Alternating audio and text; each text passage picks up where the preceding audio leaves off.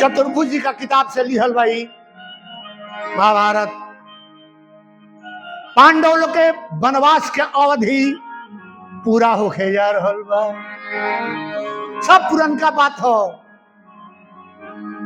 वर्ष समाप्त, बहुत कम दिन, 12 वर्ष, बहुत कम दिन बा। पांडव लोग के झोपड़ी का लोगे एक जने ब्राह्मण के एगो झोपड़ी बा।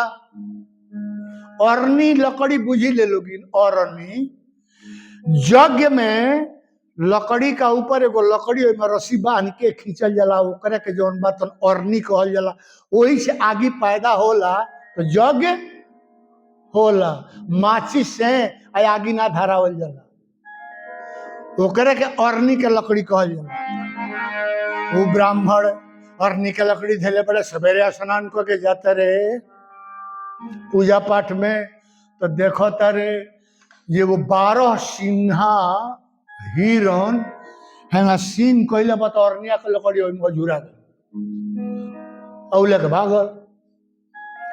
अभी जाता रे पांडव लोग का लगे कि अरनी के लकड़ी हमार चल गई, अग्निहोत्र कैसे करे, तनी एकर इंतजाम कर दी लोगिन। हे मुँह लेके भागल है हिरनवा। जाके बाबा जी का कहता रे पांडव लोग से, हिरन अरनी ले गया पांडव कर दो न। हिरन अरनी ले गया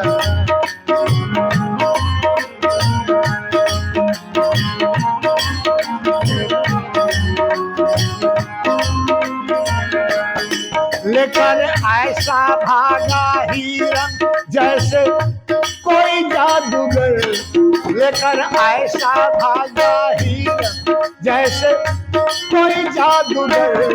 हिरन अरनी गया पांडव कर दो।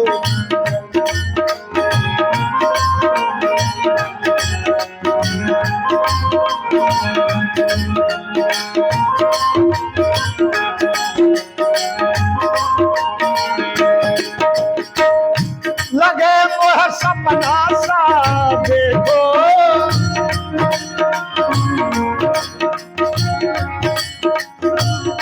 लगे मोर सपना सा देखो, लगे मोह अपना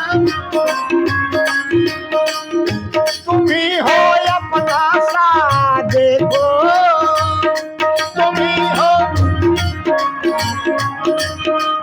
तेज गति से हिरन भागा, तेज गति से हिरन भागा, सिरे दगे हिरन अरनी ले गया पांडव कर दो।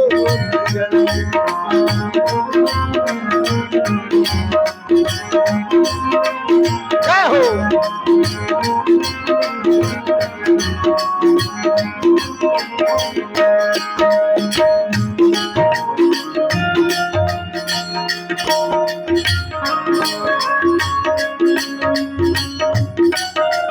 जय हो जय हो।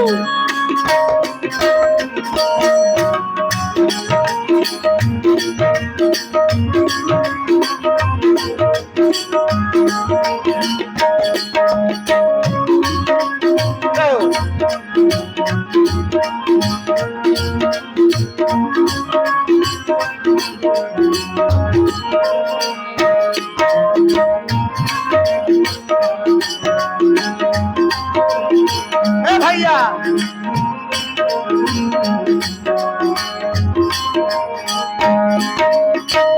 हिरन जहाँ भागा जी सुन लो, हिरन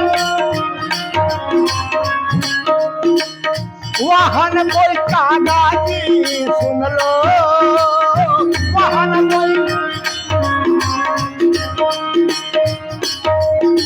भागा भागा हिरन किया दूर का सफर। हिरन अरनी ले गया सफर तो नजर।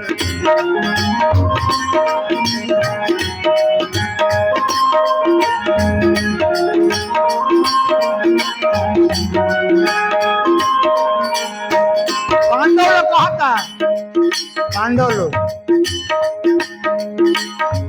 ब्राह्मण जाऊंगा सुन लो ब्राह्मण पकड़ कर लाऊंगा सुन लो पकड़ इतना कहकर दौड़े पांडव जंगल के भीतर पांडव यार ले गया पांडव पर जो नजर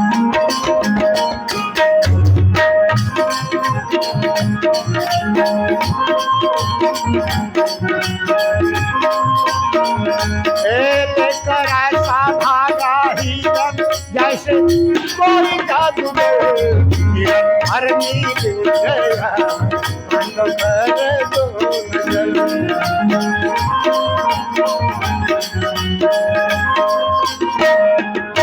भैया पांडव लोग के आंख से हिरन ओझल हो गए भैया।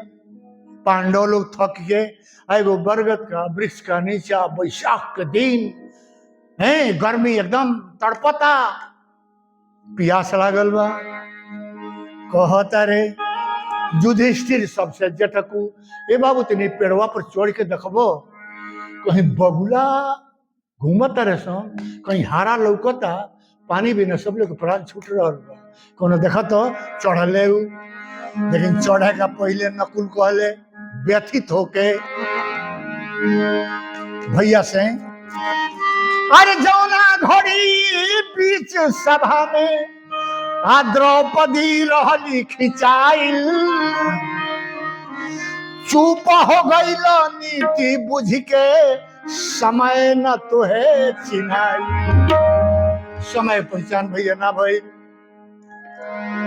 वही जा भीम कहता रे कहले भीम की वही समय अरे चाहत रहे संघार अर्जुन से अखिया तो मिलौले टपकल लोर के धार युधिष्ठिर देखले की प्यास से सब लोग मर रहल बा कहले जे बाबू नकुल चल जा आ तरकस बनकर से पानी भर ले गईले ही जब पहुंचला वो जलाशय का लगे सरोवर का लगे चल देखले ये दूर पर पानी बा भेज दिया इनके कही जा तनी है देखी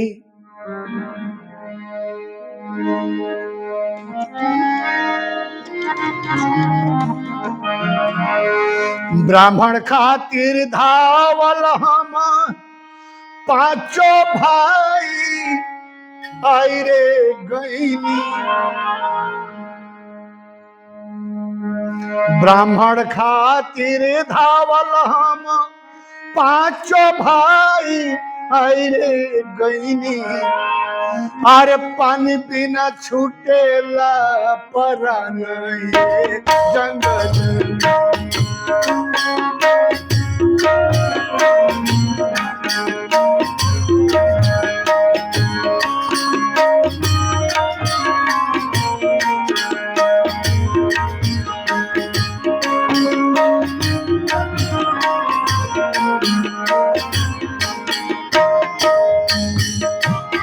भाई भाई मरी गई हीरा ना भेटाई नहीं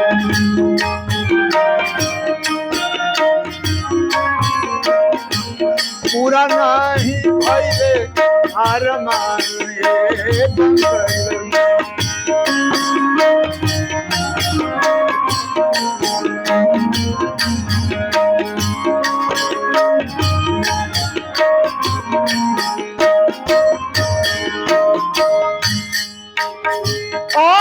नकुल पानी ले आलू नहीं पहले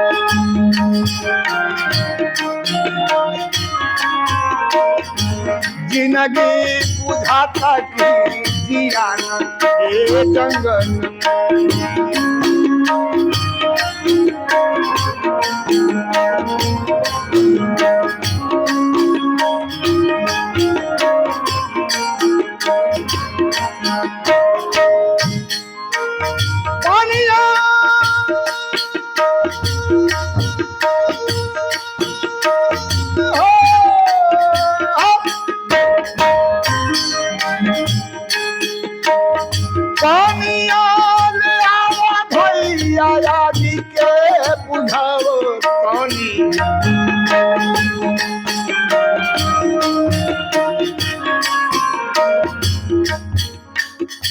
आरे हमन के कोरो बोलिया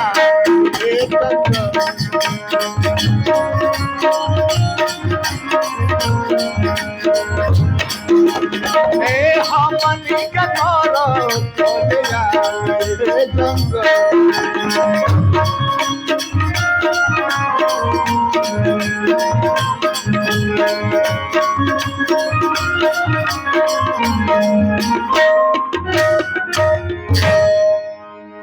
एने भैया नकुल जलाशय देख के सोचा तारे ये पहले प्यास बुझा ली आ तब तरकस में भर के ले जाइले। जैसे वो सरोवर में अजूरी लगावत रे आवाज होता रुको पहले प्रश्न का उत्तर दो तो पानी पियो।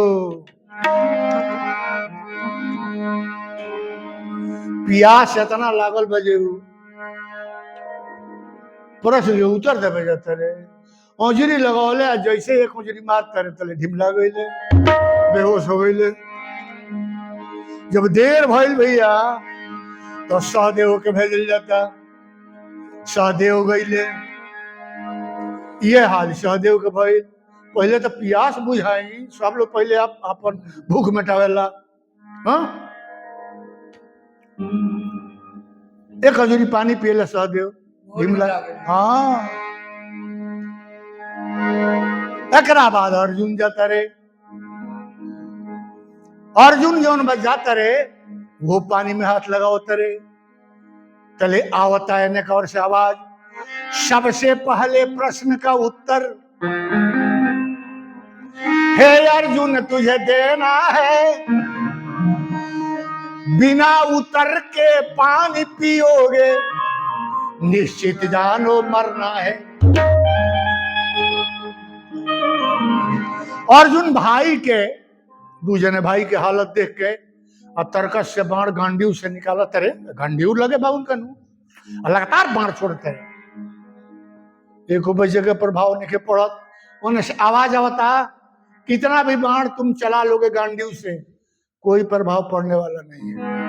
अर्जुन को ले जाओ बुझ गई नहीं अब तो लड़ाई में टाइम लगे रहा पहले पानी पी ली तो छोड़ के लड़ाई जाता रहे पानी पिए हुए घी मिला जाता रे भैया। जब देर भई तीनों भाई के आवे में तो युधिष्ठिर कहत रहे भीम बड़ी देर हो गई यहाँ तक गड़बड़ जय बा हई लाई देखी बड़ी पुरान हो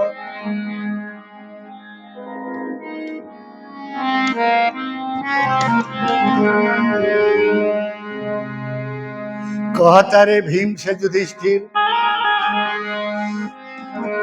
नहीं लौटे तीनों भाई तनी जाके देखो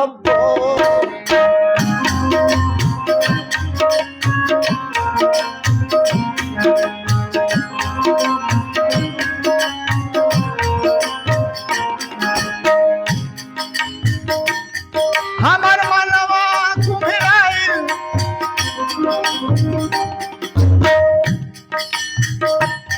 हमार मनवा घबराइल तनी जाके देखो नहीं कैलती भाई तनी जाके देखो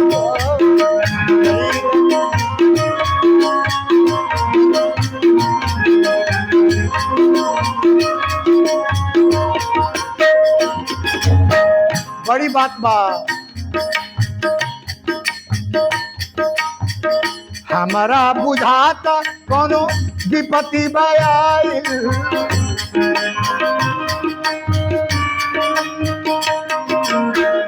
आखि कौन दुश्मन से भाई लोग घराइल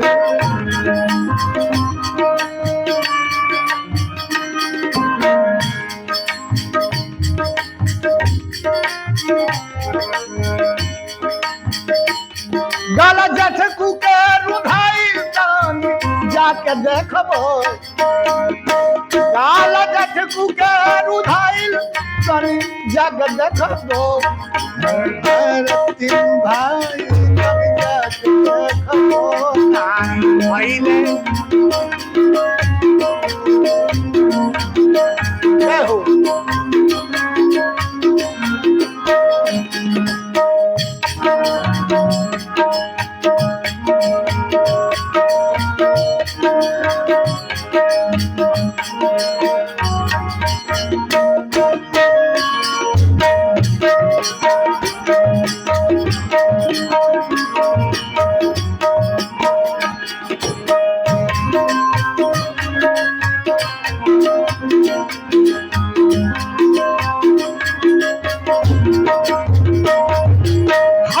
युधिष्ठिर क्या समय बा खराब तनी करिया होशियारी समय बा जगह जगह मिलत बा जैसे अंगारी जैसे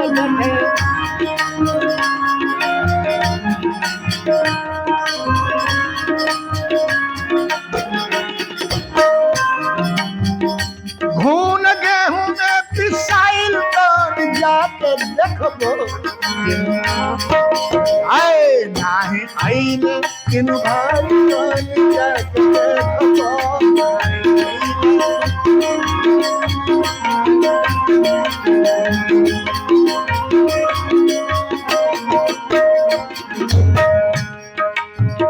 भाई के आगे पके चल ले जाना भाई बुझ गई बात देखी भाई के मरनवा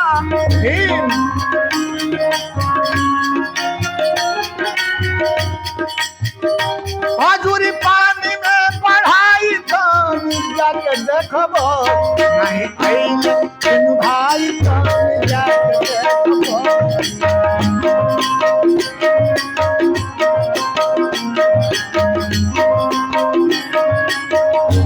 अंत में एक गीत में याक्षय और भीम से होखे लागल बतिया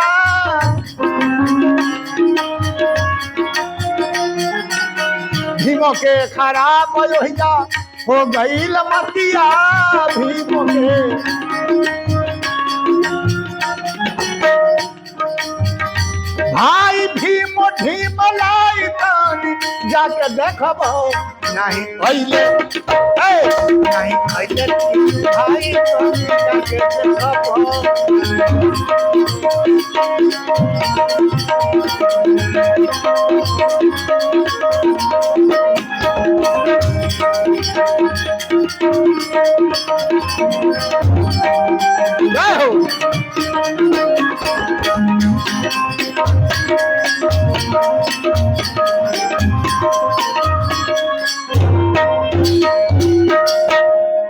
भीमो ढिमला जाता रे ओया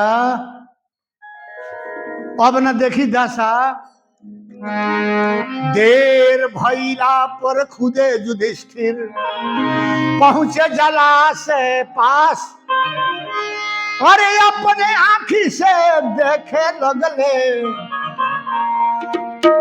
सगरो भाई के नाश युधिष्ठिर लइका जंगा बिलह के रोवेले सन होंगा अपना भाई लोग से लिपट के रो रहल बड़े भैया आहा कितना दर्द के बात बा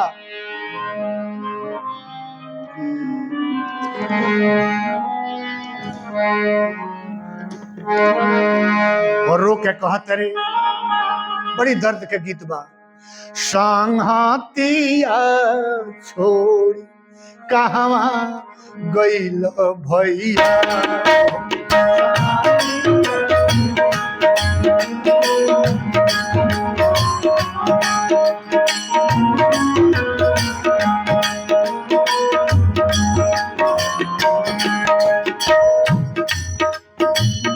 हरी हरी हसिया पर के हो सुतौले बाटे।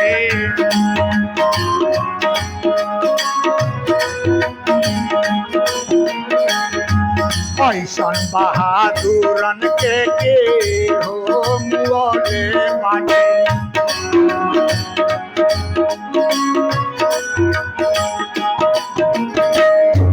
के हो उठा ले गइल, के हो उठा ले गइल जिंदगी हमार ससतिया देखे कहवा गइल भैया ससतिया।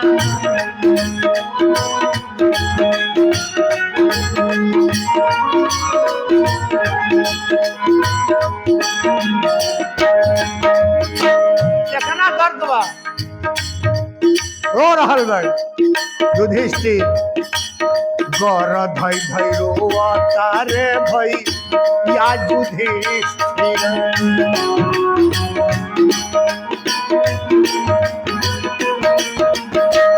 जे धर्मराज होवे धीर वीर गंभीर।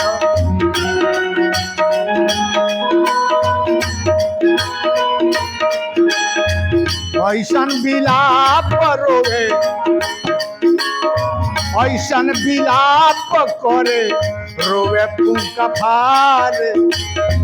ऐसन विलाप करे रोवे फूंका फार। हिम्मतिया कहवा गइल भैया हो हिम्मतिया।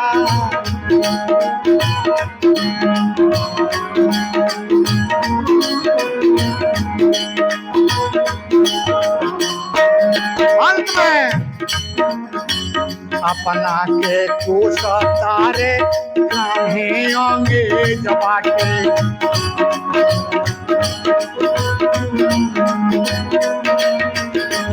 कैसन पत्थर के हम रोकरे बाटे।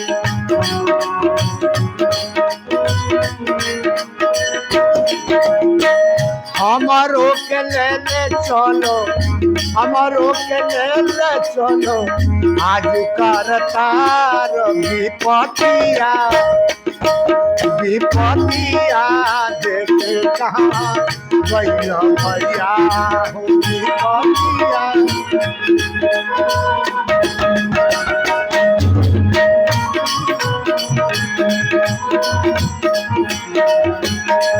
संघातिया छोड़ कहवा गइल भैया।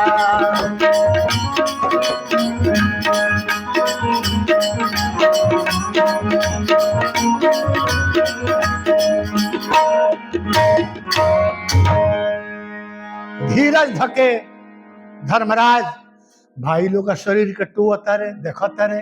ए तनको खरोच नहीं खे। ए केहू के लड़ाई होई, केहू केहू के कुछ मारी नू तो ओकर चिन्हा होई कि ना नहीं खे।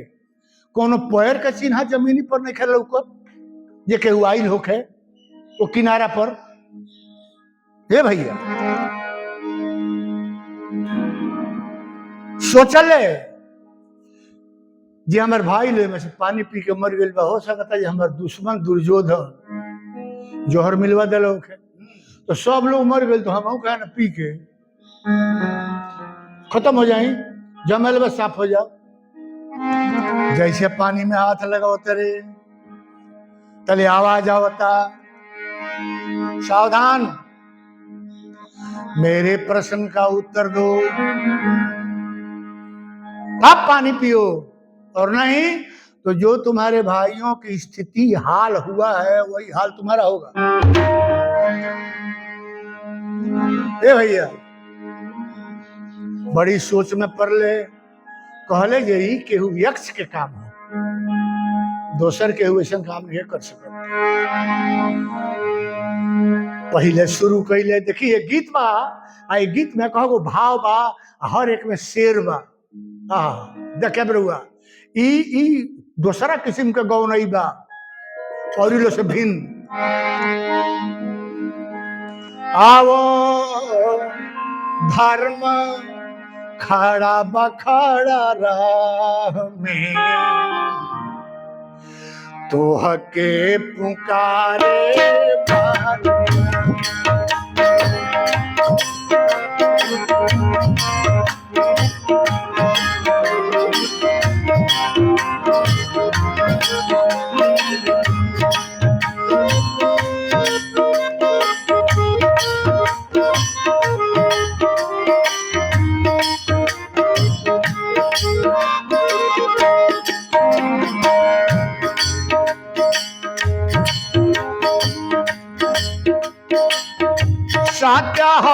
हरिश्चंद्र के निहल परीक्षा आजू हमरो लिया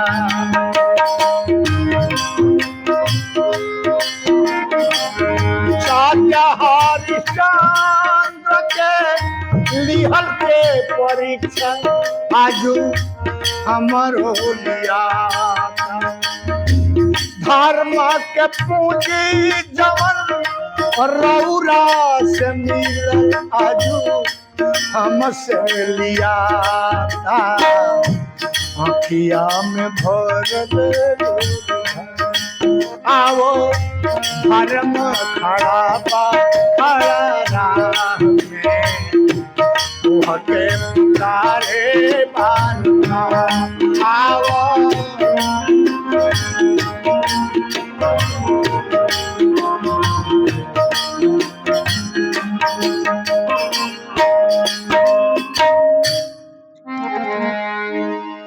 यह कहता रे तेरे प्रश्न होता रे जहां तुम जिस भगवान को का सुमिरन कर रहे हो पहले हमारे प्रश्न का उत्तर दो। प्रश्न यक्ष का लक्ष्य होता केकरा कहले सूर्य उगेला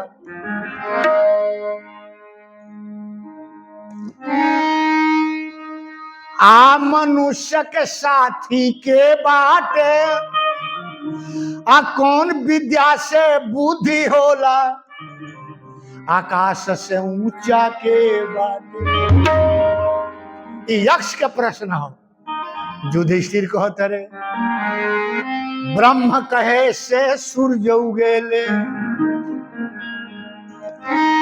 धैर्य मनुष्य के सथिये बा पिता आकाश से ऊंचा होला संगति से ही बुद्धि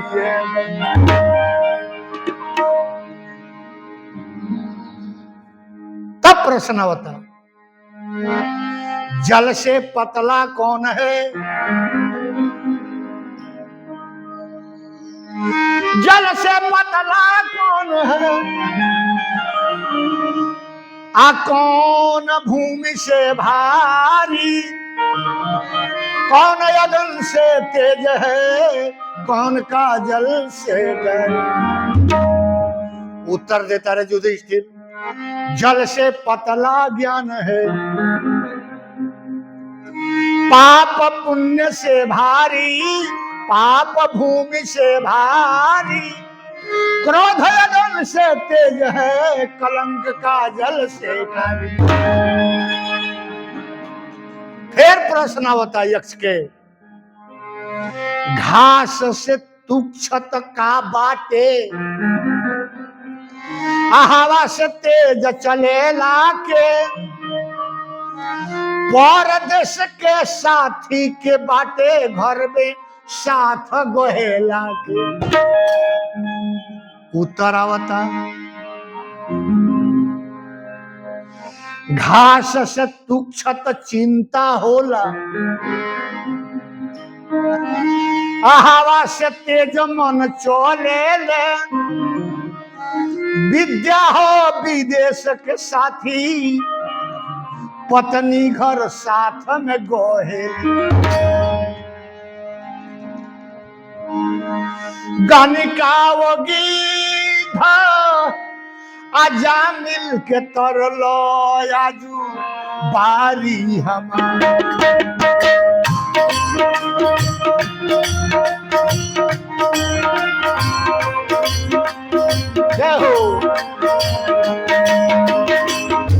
गणिका हो गई था आजा मिल के तरलो आजू बारी हमार।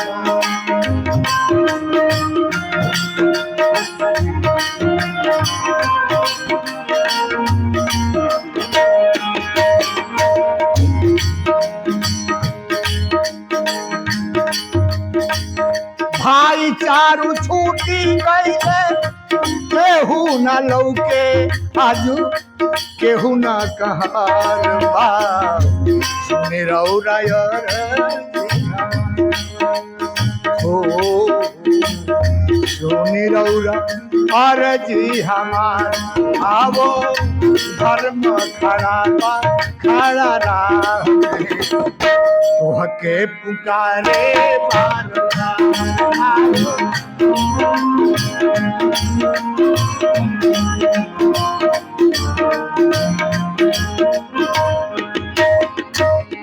अंत में आवता प्रश्न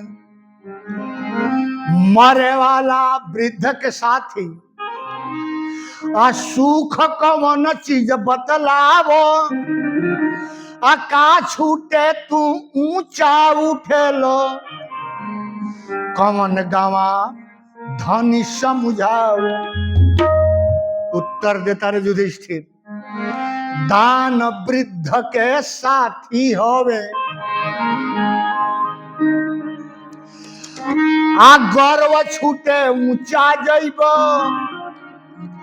निक चरित्र के सुख रास्ता हो लालच छोड़ी धनी बनी जइब। फिर प्रश्न आ गए साच युधिष्ठिर तू बतलावो ब्राह्मण के कहल जाला आ दुनिया के आश्चर्य बतावो फिर भी दुनिया अगराला। युधिष्ठिर ब्राह्मण केकरा के कहल जाला आ दुनिया में आश्चर्य का बा आ वो आश्चर्य के देख के लोग अगर आता वाह क्या प्रश्न है क्या बात है। यह व्यास गद्दी पर व्यास लोगों से नहीं मिलेगा ये बीजे बाबा भोजपुरिया पासबुक वाले ही दे सकते हैं ध्यान देंगे। अरे कुल में जन्म से कुछ ना होला अशील से ब्राह्मण कहल जाला आ रोज रोज लोग मृत्यु देखेला अमर खातिर जग अगराला। रोज रोज मृत्यु के लोग देखता तब वो अगर आता तब वो लोग अपना धन पर घमंड करता। एक तरह से युधिष्ठिर सब प्रश्न के जब उत्तर दे रहे भैया तो यक्ष बोलता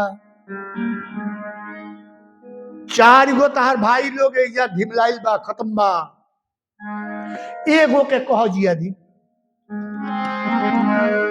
तो कहले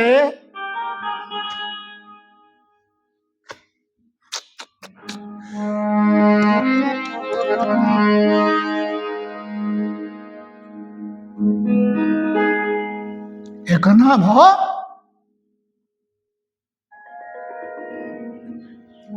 करुणा करुणा करुणा करुणा करुणा रसवान बाबू देवनाथ संजय करुणा रस ऐसे गौर रुद्ध गए गौर कर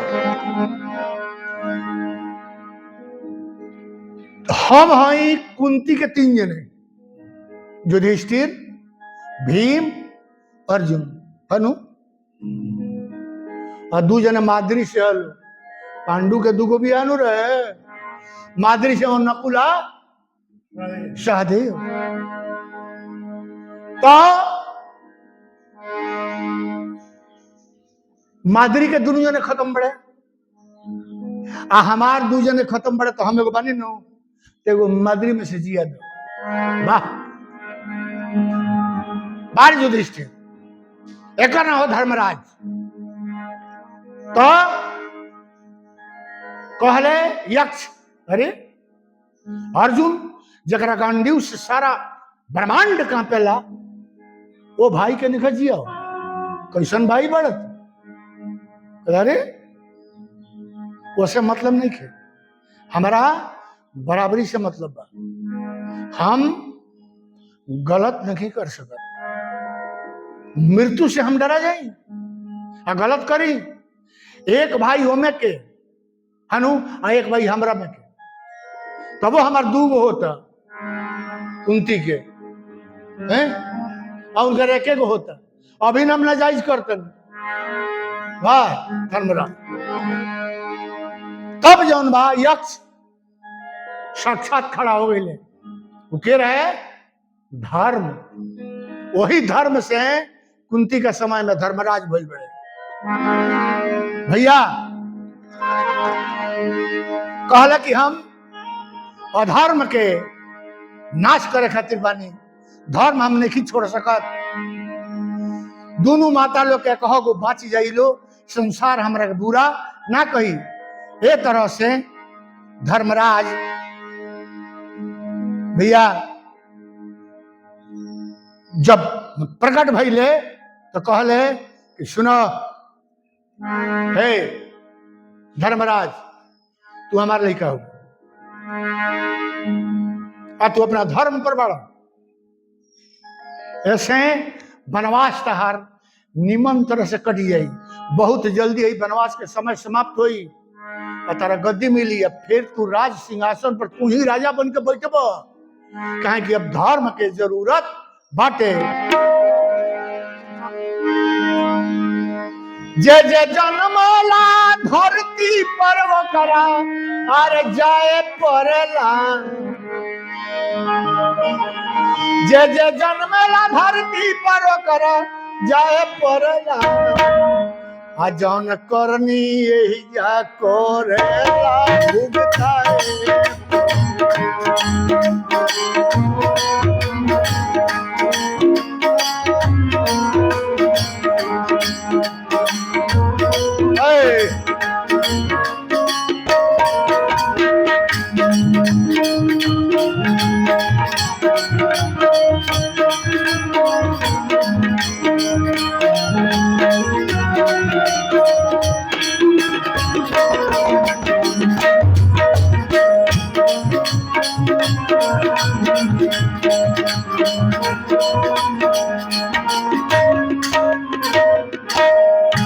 धर्मराज की जय।